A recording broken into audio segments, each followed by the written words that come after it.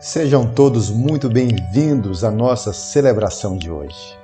Este é um dia que Deus fez, por isso nos alegramos e regozijamos o nosso coração nele. Continuamos na série de celebrações pelos 33 anos de nossa amada Igreja Presbiteriana de Jardim da Penha, igreja esta federada à Igreja Presbiteriana Unida do Brasil. Na semana passada, o reverendo Manuel esteve com a gente, trazendo a palavra de Deus, e hoje nós teremos mais um pregador surpresa. Fique conosco, reúna sua família e vamos juntos celebrarmos a este Deus, o autor e consumador da nossa fé.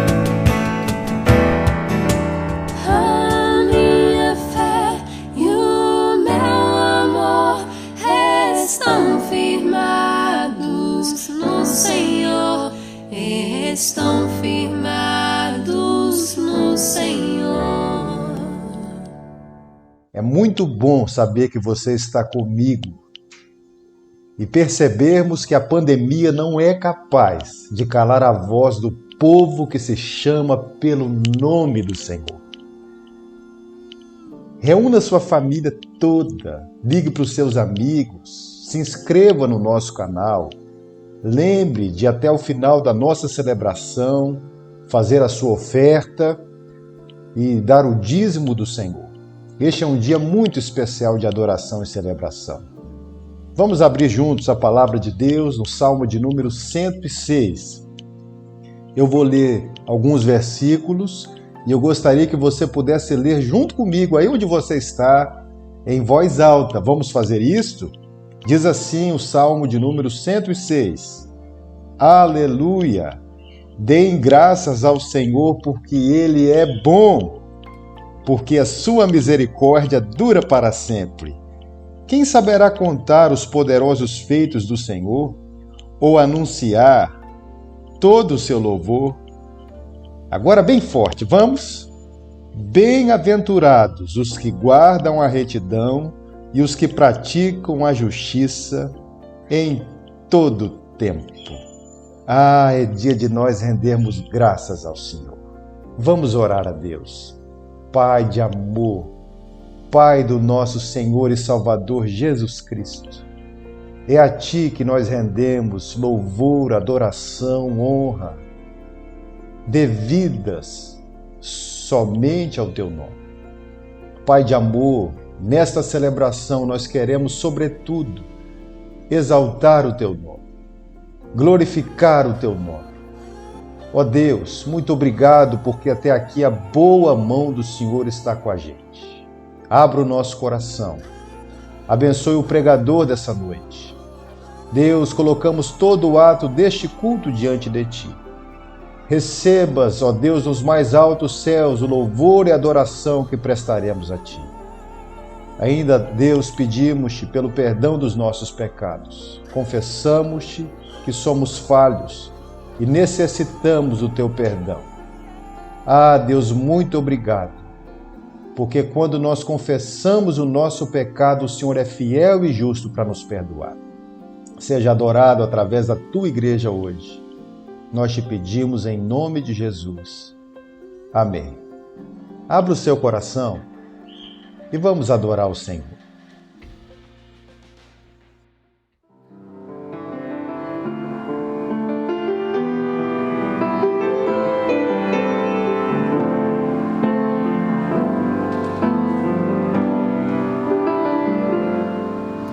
Minha alma engrandece ao Senhor, meu espírito se alegra em Deus, meu Salvador, pois com poder tens feito grandes coisas e com misericórdia demonstrado amor.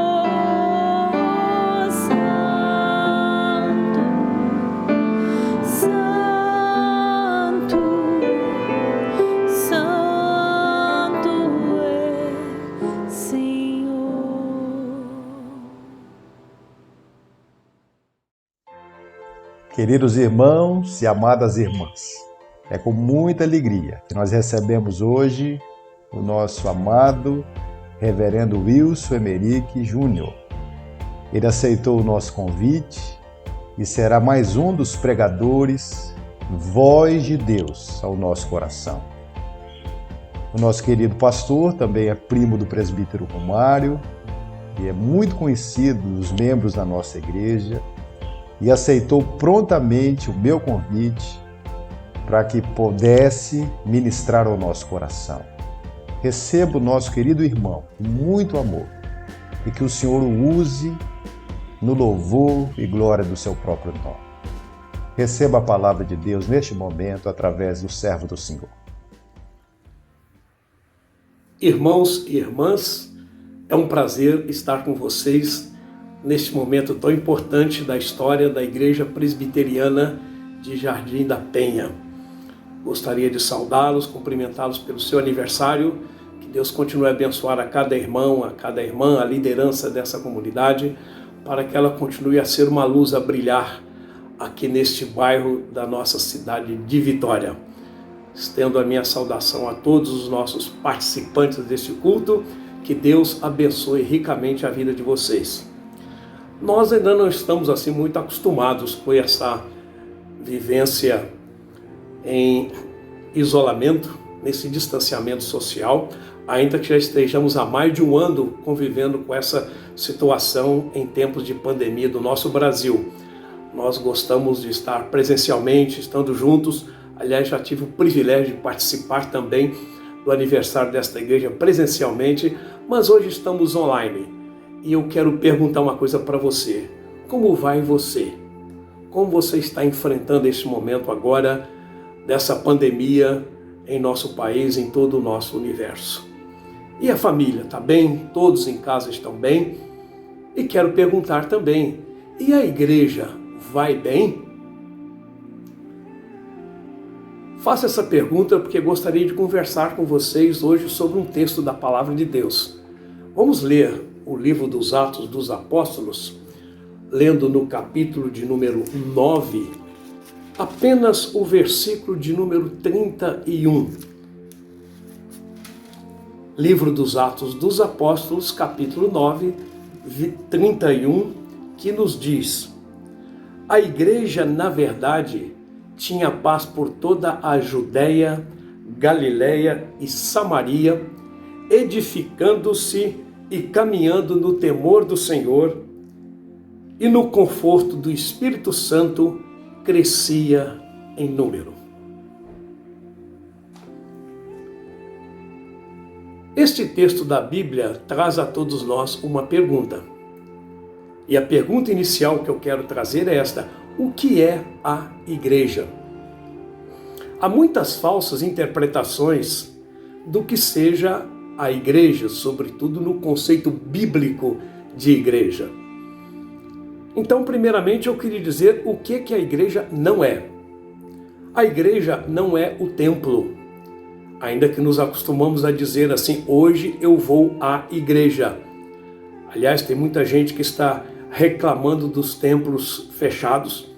Eu espero que tão logo a gente termine esse momento, as igrejas estejam cheias novamente de pessoas que estavam com saudade do templo.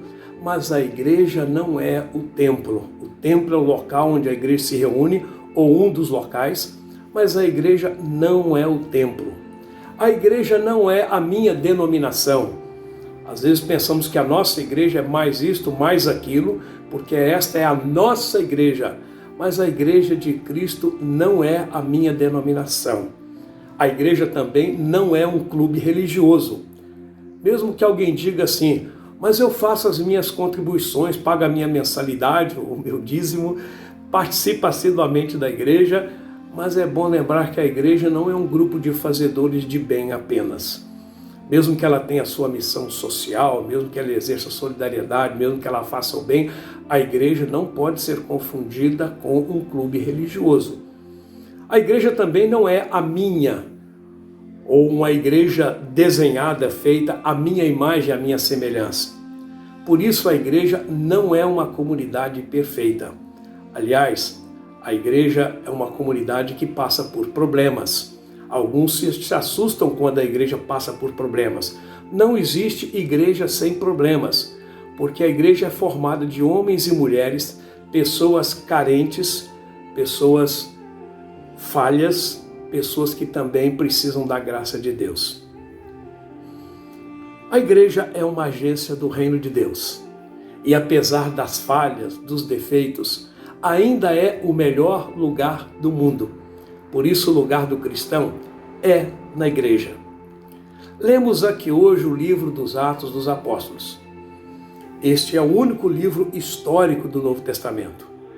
É uma obra escrita por um pesquisador, um discípulo de Jesus, o médico amado chamado Lucas. Na verdade, Lucas escreveu um livro em 2 volumes. O primeiro volume é o Evangelho de Nosso Senhor Jesus Cristo, segundo Lucas. E o segundo livro, poderíamos dizer que é o Evangelho do Espírito Santo, que chamamos o livro dos Atos dos Apóstolos. E na sua narrativa, na sua pesquisa, na sua descrição, no capítulo 9 temos um importante acontecimento da conversão de Saulo de Tarso, um homem que perseguia a igreja e de perseguidor da igreja passou também a ser perseguido pela sua decisão, pela sua mudança, pela sua conversão. E quando Lucas está escrevendo o seu livro, de vez em quando ele abre um pequeno parêntese. E nesse parêntese ele está fazendo uma observação sobre a vida da igreja. Então o Saulo entrava pelas casas, ele assolava a igreja, ele perseguia a igreja, ele tinha credenciais até para prender cristãos, mas ele teve um encontro com Cristo. Quando lemos o livro de Atos, capítulo 9, aí ouvimos da maravilhosa transformação da vida de Saulo, e aí perguntamos como vai a igreja naquele momento. E, portanto, Saulo se converte à igreja e você pergunta como ela vai. E ele abre um pequeno parêntese que é apenas o versículo 31 que nós destacamos aqui hoje. E Lucas responde, a igreja vai bem. Ela goza de paz por toda a Judéia, Galiléia e Samaria, quer dizer, por toda a Palestina, porque estas eram as principais regiões da Palestina do Novo Testamento. Como vai a igreja? A igreja se edifica e caminha no temor do Senhor. Como vai a igreja? A igreja se encoraja no conforto do Espírito Santo. Como vai a igreja? A igreja cresce em número. Gostaria de refletir com vocês a respeito destas expressões que estão muito claras no texto e que podem nos ajudar a ser uma igreja que está bem neste tempo.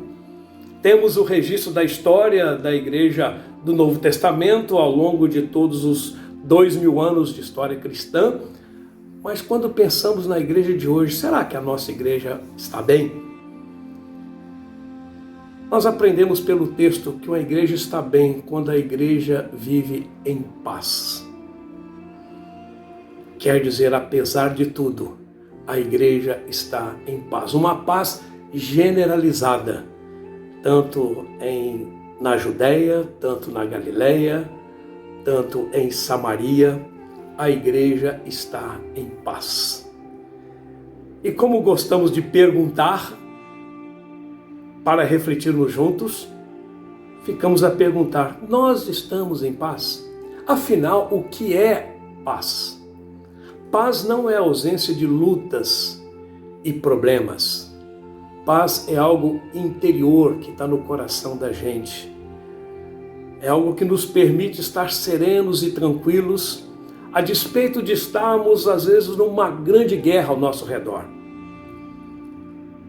Primeiramente, a paz é fruto da nossa paz com Deus. Essa é a paz que o apóstolo São Paulo diz que excede todo entendimento, é a paz que guarda os nossos corações.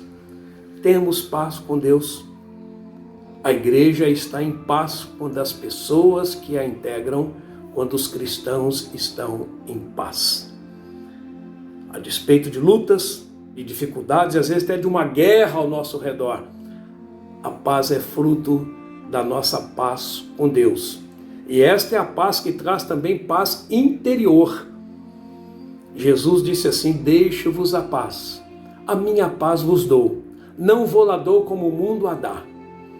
E ele disse, eu disse muitas coisas a vocês, e estas coisas vos digo, para que tenhais paz em mim. Mas no mundo tereis aflições.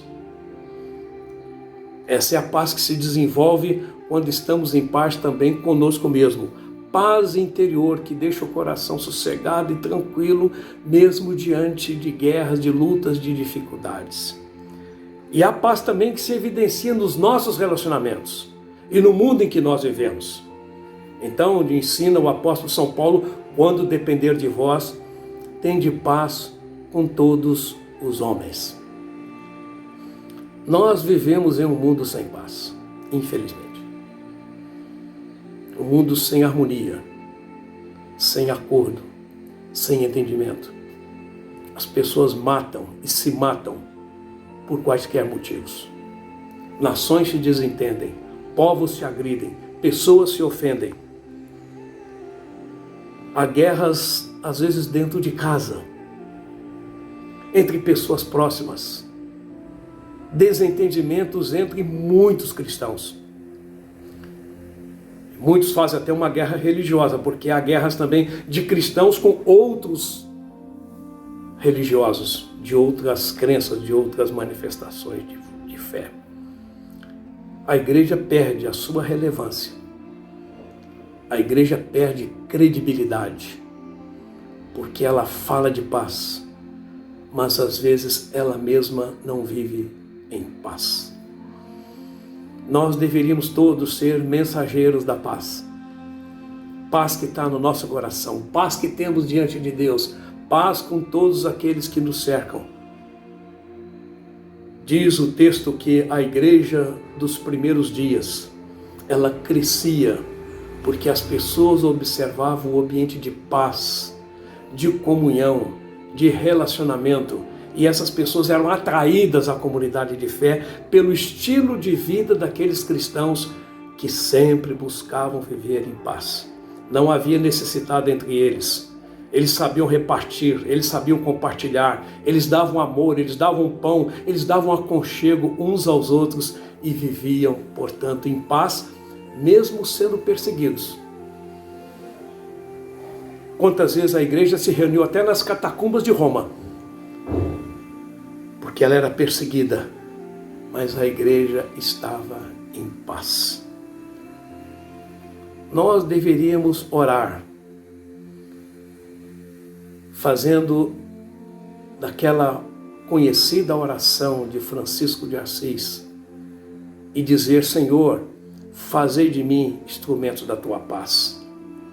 Giovanni di Pietro di Bernardone, mais conhecido como Francisco de Assis, porque nasceu na cidade de Assis, na Itália, em 1811 ou 1812. Ele foi um frade italiano que viveu uma vida simples, uma vida humilde, mas ele foi um grande cristão. E ele dizia: Senhor, fazei de mim um instrumento da vossa paz. Onde houver ódio, que eu leve o amor. Onde houver ofensa, que eu leve o perdão. Onde houver discórdia, que eu leve a união. Onde houver dúvida, que eu leve a fé. Onde houver erro, que eu leve a verdade. Onde houver desespero, que eu leve a esperança. Onde houver tristeza, que eu leve a alegria. Onde houver trevas, que eu leve a luz. Ó Mestre, fazei que eu procure mais consolar que ser consolado, compreender que ser compreendido, amar que ser amado, pois é dando que se recebe, perdoando que se é perdoado, e é morrendo que se vive para a vida eterna. Estamos em paz? Estamos em paz com Deus? Estamos em paz conosco mesmos? Estamos em paz com todos aqueles que nos cercam?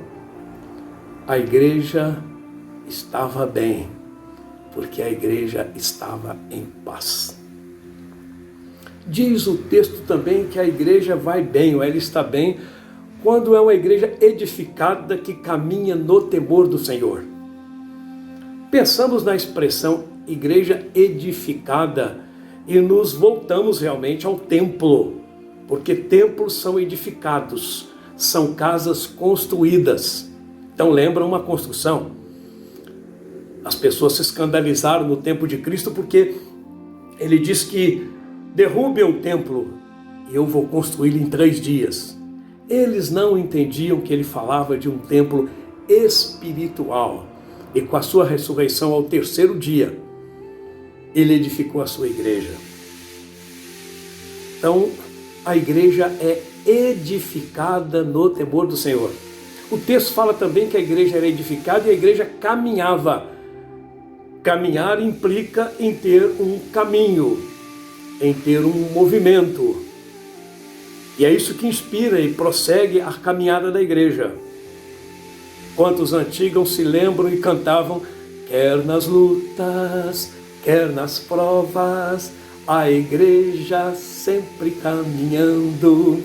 Quer nas lutas, quer nas provas, a igreja sempre caminhando, sempre caminhando, sempre caminhando. A igreja é aquela que se edifica e ela caminha no temor do Senhor. Lembre-se que o Salmo 19 fala da palavra de Deus que é mais doce que o mel e o destilar dos favos. E Davi, ao compor este poema, ele dizia que a palavra de Deus é o temor do Senhor que permanece para sempre. Então a igreja que se edifica e caminha no temor do Senhor é a igreja orientada pela palavra. A palavra que é lâmpada para os nossos pés e luz para os nossos caminhos, como ele mesmo, Davi, também escreveu no Salmo 119. E nós somos a igreja da palavra. Ou pelo menos deveríamos ser. Ah, como nós nos distanciamos da palavra. Como substituímos a palavra por tantos outros artifícios. Substituímos a palavra pela experiência de cada um. Hoje as pessoas se impressionam com aquilo que outros viveram, contaram, compartilharam, às vezes até sem fundamentação bíblica. Quantas vezes trocamos a palavra por dogmas, por normas, por regras, a maioria criada por homens, criados pela religião. Quanto trabalho deu para Jesus os fariseus do seu tempo, os mestres da lei, doutores da lei, homens que colocavam a lei acima do amor. E ainda hoje sentimos esse problema, porque muita gente está colocando outras coisas no lugar da palavra de Deus e regrando e normatizando e controlando a vida das pessoas pelas suas próprias leis. Como a gente canta naquele hino, vencendo vem Jesus. Quantas vezes nos assaltam os modernos fariseus, que ainda colocam a lei, criada por eles, acima de tudo, acima de todos, e se esquecem que a lei maior que a lei do amor, o amor a Deus sobre todas as coisas, o amor ao próximo como a si mesmo, e não é então a minha verdade, a minha opinião, a minha doutrina, mas é sempre a palavra de Deus, a nossa única regra de fé e prática. Às vezes a Bíblia também é usada pelo interesse de cada um. É citada muitas vezes, e às vezes em textos fora do contexto, em textos isolados, para provar o que nós queremos. E a Bíblia acaba se tornando até, usando a expressão de um antigo professor do Seminário Presbiteriano de Campinas, reverendo Júlio Andrade Ferreira, que disse que a Bíblia acaba se tornando a mãe das heresias, porque as pessoas a utilizam a seu bel prazer. A Reforma Protestante destacou para todos nós que somos sacerdotes, que temos livre acesso ao Pai.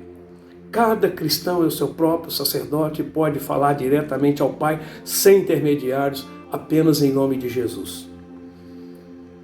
E ela diz que a Bíblia é a nossa única regra de fé e prática. Mas não diz que você também, que é seu próprio sacerdote, faz a sua própria interpretação, interpreta do jeito que lhe interessa. Então não é possível permitir que cada um faça a sua livre interpretação, porque existem princípios da própria interpretação bíblica, princípios de interpretação que precisam ser respeitados. Por exemplo, você tem registros de normas, de condutas de um povo que está tentando sobreviver no deserto, que muitos utilizam alguns versículos para justificar a sua conduta, a sua postura, o seu ponto de vista. Leis de saúde, leis de higiene, leis de sobrevivência no deserto foram úteis naquele tempo, naquele lugar. Mas você quer mudar a Bíblia? Não, é só entender que há textos que são narrativos, textos históricos, e há textos que trazem princípios, normas, mandamentos que se eternizam ao longo da história. Mas o que as pessoas fazem? Utilizam a Bíblia para realizar o que lhe interessa, muitas vezes para defender o seu ponto de vista, para justificar as suas condutas, não permitindo que a palavra de Deus seja o seu guia, que sejam de fato a sua orientação de vida. Deixemos-nos guiar pela palavra de Deus. Ela é a nossa única regra de fé e prática. E vamos lembrar que temor ao Senhor, que é o princípio de toda a sabedoria, não é ter medo de Deus. Deus é amor, sim. Não se pode confundir temor a Deus com medo de Deus. Às vezes crianças ouviram isso por muito tempo: menino, não faz isso porque senão Deus vai te castigar. E criar o conceito de um Deus punitivo, vingativo, que anda à caça de pessoas erradas para punir. Não, Ele é o Pai amoroso que sempre acolhe os seus filhos, que está de braços abertos para você, que quer tratá-lo na intimidade, como filho, como filha do soberano Pai. Quando o filho pródigo resolveu voltar para casa depois de se esbaldar e curtir a vida adoidado, ele não ficou com medo de voltar para casa. Ele fez tudo errado, mas ele sabia que o pai não o castigaria, mas que o acolheria pelo menos como funcionário da sua fazenda. O pai o acolhe de braços abertos, coloca anel no dedo, sandália nos pés, veste a melhor roupa, faz uma grande festa. E mesmo que outro irmão tenha se sentido enciumado, e diz: vamos matar o novilho cevado, vamos celebrar, porque o meu filho estava morto e reviveu, estava perdido e foi achado. É assim que Deus nos trata. Então a igreja caminha, e a igreja se edifica fundamentada na palavra de Deus.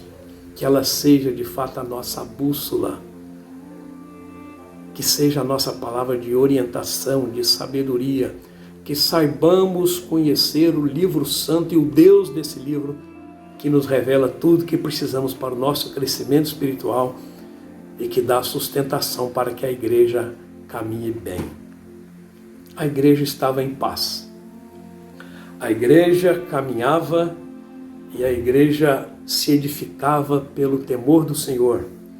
Mas diz o texto que a igreja também era motivada, ou ela se motiva pelo Espírito Santo. O que é que motiva a igreja? O que é que motiva você que é a igreja de Jesus? Por que será que as pessoas vão à igreja? Ah, quantas motivações erradas levam as pessoas ao templo. Pessoas são motivadas para ir ao templo por causa da programação. Dia de festa, casamento, batizado, aniversário, encontro de pessoas. É a programação que motiva a nossa vida com a igreja. Ah, deve ser a música. Que maravilha que a igreja tem redescoberto o sentido da música, do louvor e da adoração. Mas a música apenas é um canal, um instrumento de Deus. Não é o centro da adoração. Ah, mas as pessoas escolhem também pelo pregador. Haverá um pregador especial, uma pessoa que tem se projetado na mídia, um pregador que arrasta multidões. A igreja se motiva pelo pregador. Quantos buscam a igreja por causa da cura? Estão adoentadas, estão desempregadas, estão com problemas na família. Elas buscam uma oração poderosa. E alguns chegam a acreditar que alguém é capaz de fazer uma oração forte. Se for sexta-feira, então, que faz uma noite de descarrego. As pessoas vão à igreja muitas vezes como consumistas da fé, consumistas das bênçãos. Jesus curou 10 leprosos. Quantos voltaram para agradecer? Então as pessoas se motivam porque tem uma igreja a seu gosto, a seu bel prazer. Estão escolhendo a igreja, estão perguntando assim, o que é que esta igreja pode me oferecer? Deveria até perguntar, o que eu posso fazer por esta igreja, pela causa do reino, pelo engrandecimento da causa do reino de Deus na terra? Não, eu vou escolher a igreja perguntando o que ela pode me dar.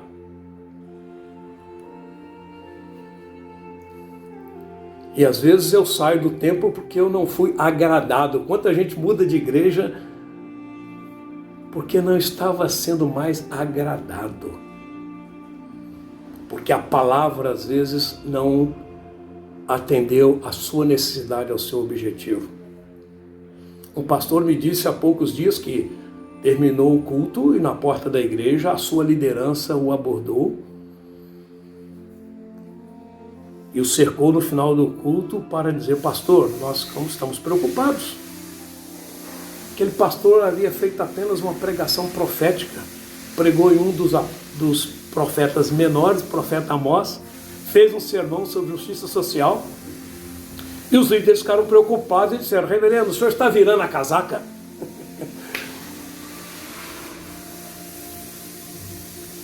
Porque a igreja tem uma missão profética, por isso que ela não se alinha ao poder constituído, por isso que ela não faz conchavos com poderosos.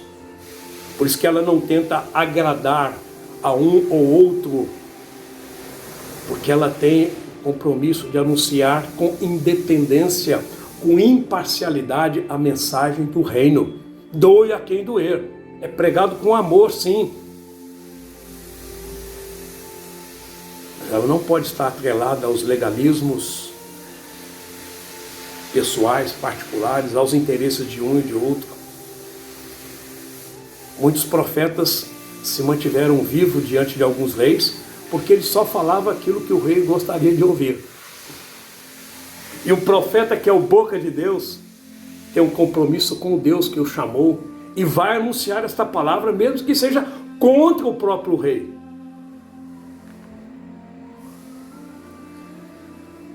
A igreja dos primeiros dias não seguia nada disso. Ela era motivada pelo Espírito Santo. Ela é a comunidade que nós chamamos pneumática, de pneuma, que quer dizer espírito. Ela é a comunidade do carisma, sim, mas carisma no sentido de graça. Por isso ela tem que ser uma comunidade carismática. Mas o que move a igreja, o que desafia o cristão a seguir a Cristo, a se reunir, a valorizar, a pregar, a anunciar, é o Espírito. E a igreja só caminhará bem, e ela só estará cumprindo a sua missão, se andar e se ela viver no Espírito. Disse o apóstolo Paulo, andai no Espírito, e jamais satisfareis a concupiscência da carne. O Espírito Santo é o motor que propulsiona a igreja a cumprir a sua missão. Ela que energiza o cristão para seguir a Cristo. Ela que nos move a seguir os ideais do reino e a seguir a mensagem maravilhosa e transformadora de Jesus de Nazaré. Diz o texto que a igreja que estava em paz, que caminhava e se edificava no temor do Senhor e que era motivada pelo Espírito Santo, era a igreja que crescia. É interessante que quando Lucas inicia os seus registros, ele fala que a igreja cresce, e ele fala numa conta de somar, agregavam novos seguidores a cada dia. Passa-se um tempo e Lucas muda a sua operação matemática. A palavra crescia e se multiplicava. Sem essas motivações da igreja dos primeiros dias, a igreja engorda. A igreja pode ter muita gente, mas ela não cresce.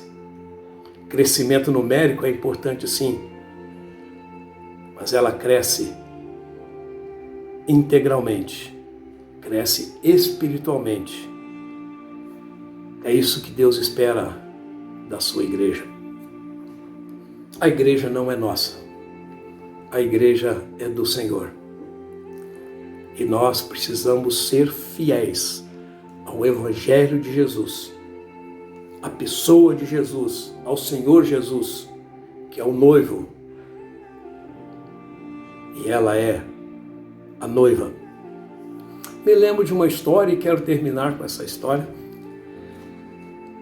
De um noivo e uma noiva que estavam felizes com planos para o casamento. Mas ele ficou surpreso e ao mesmo tempo feliz, porque em dado momento ganhou uma bolsa de estudos para estudar fora do país. Era o seu sonho dourado de carreira, a sua formação com doutorado fora do país, e conversou com a sua noiva e eles concluíram que o melhor era adiar um pouco o casamento para ele fazer os seus cursos de pós-graduação no exterior. Mas aquela moça era sozinha, ela era órfã de pai, de mãe, não tinha ninguém por ela. Mas ele tinha, o noivo, um amigo muito leal. E ele disse para aquela sua noiva: tudo que você precisar, pode contar com o meu amigo. Ele é meu amigo do peito. E ele poderá atender você naquelas necessidades maiores que você tiver, até que eu retorne. Ele foi fazer o seu curso no exterior. Naquele tempo não havia facilidade da conexão da internet, nem de videochamadas que eles pudessem ver, conversar. Escreviam cartas, eles se comunicavam de forma restrita pelo telefone. Mas aquele rapaz, estudando, se preparando, começou a perceber que aos poucos os contatos diminuíam.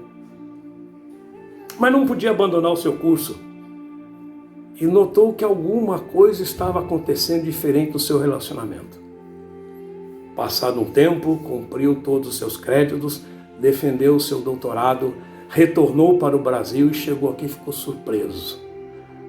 Porque encontrou a sua noiva, agora ex-noiva, casada com o seu melhor amigo.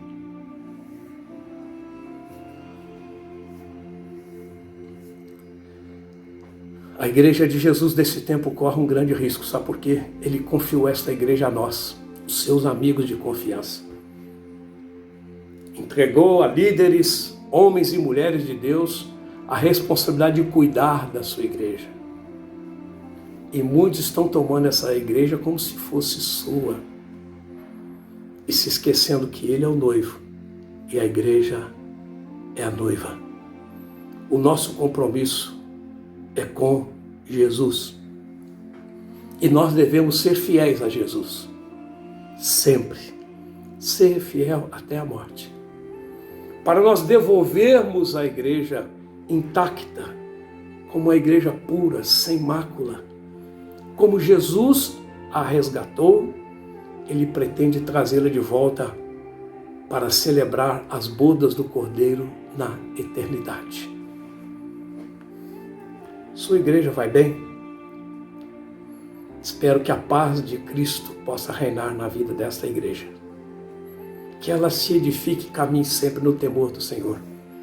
E que a sua motivação seja sempre motivação do Espírito Santo. Para que ela cresça, para que ela engrandeça o reino de Deus.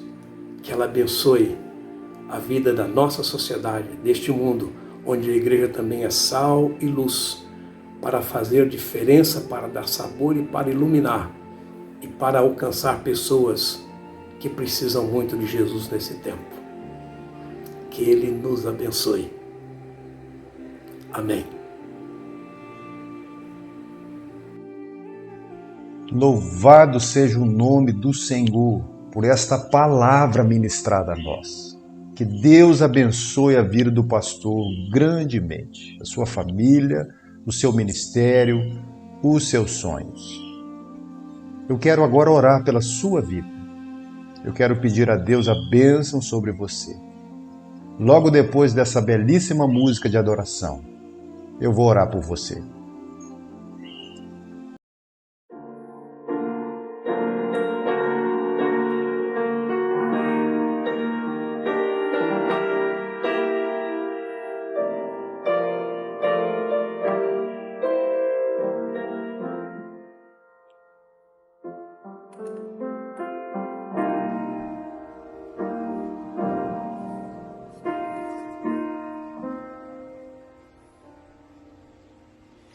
Digno é o Cordeiro que foi morto. Digno é o Cordeiro que foi morto. Digno é o Cordeiro que foi morto de receber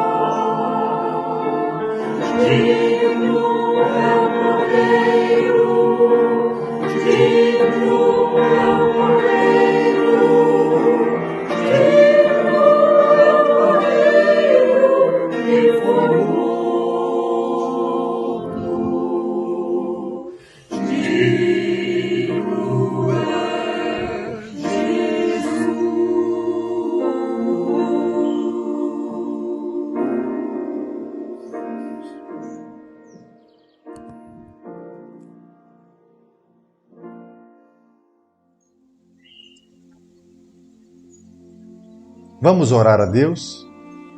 Senhor, que em nome de Jesus, a tua boa mão, que abençoa, que enriquece e que não causa nenhum desgosto, esteja sobre este filho e esta filha do Senhor.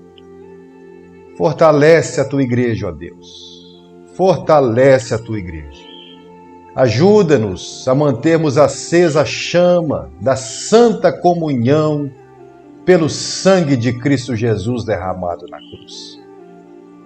E que agora, ó Deus, que a graça do nosso Senhor e Salvador Jesus Cristo, que o amor do nosso Deus e Pai, e que a comunhão e a consolação do Espírito Santo estejam sobre todos os teus filhos e filhas, hoje, até a volta de Jesus.